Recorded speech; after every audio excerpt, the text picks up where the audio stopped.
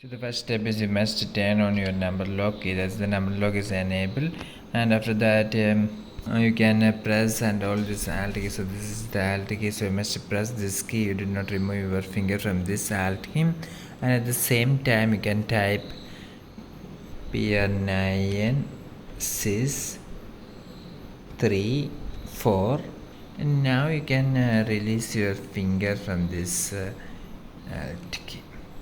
So this is the shortcut method for creating white square with a rounded corners in your computer screen. If you are using Windows, so you must open the Microsoft Word, and after that you can try this method. Let's turn on your number lock, press and hold this alt key, type here 9634. Now release your finger from alt key, and you can now see that in your Microsoft Word this have been arrived.